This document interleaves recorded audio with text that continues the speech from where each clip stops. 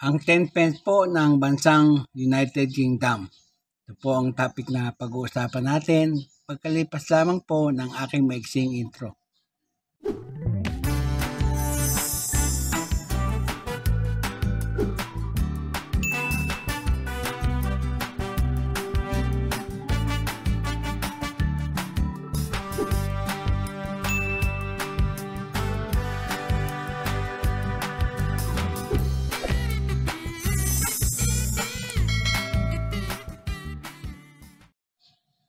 Magandang araw sa inyong lahat, lalo na sa aking mga kabarya at kapwa-kolektor.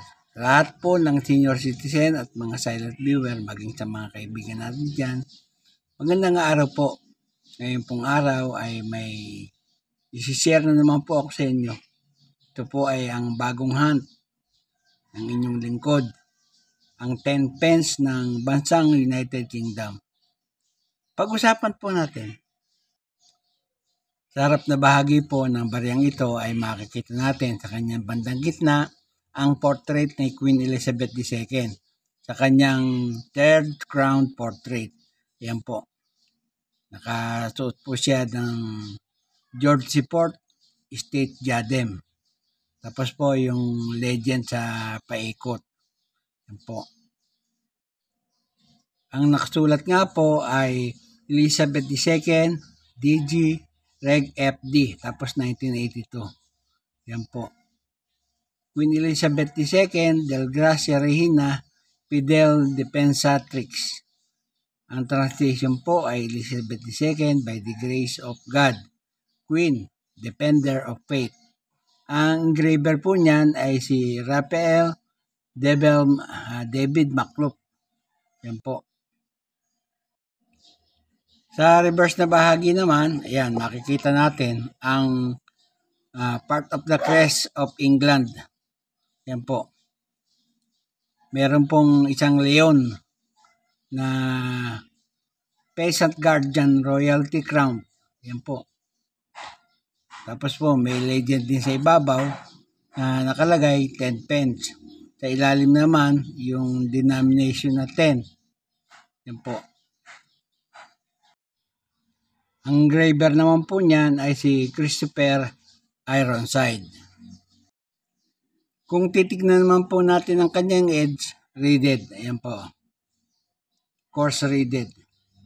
Ginawa po ang barya na yan sa Royal Mint, Launceston, United Kingdom.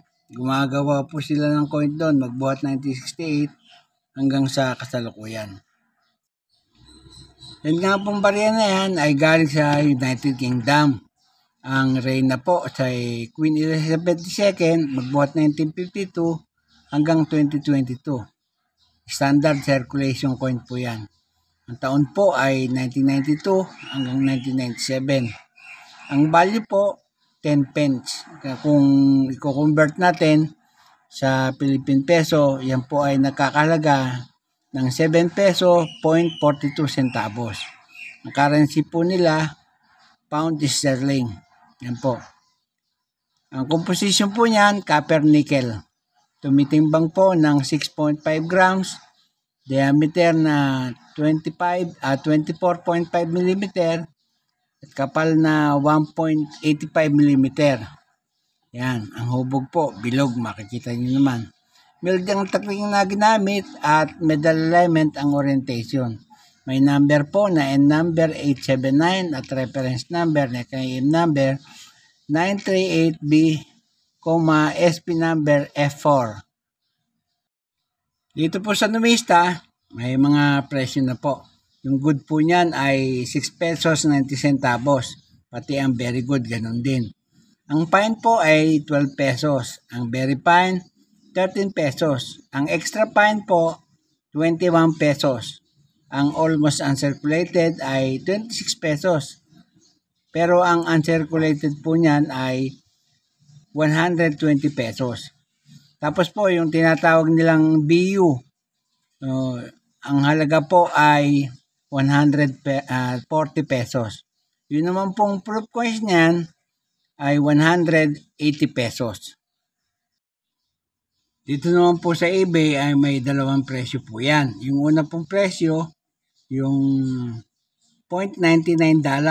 Yan po ang halaga niyan, yung unang presyo.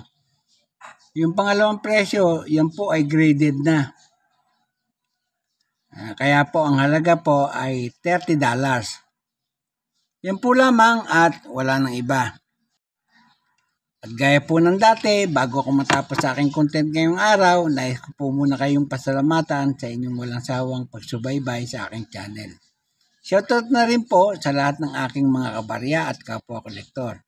Shoutout sa lahat ng senior citizen at mga silent viewer, maging sa mga kaibigan natin dyan. Shoutout din po sa lahat ng subscriber na unti-unting nadagdag sa aking channel. Salamat po ng marami sa inyong walang sawang pagtangkilik at panonood sa aking mga video. At sa huli ay masabi kong mabuhay tayong lahat.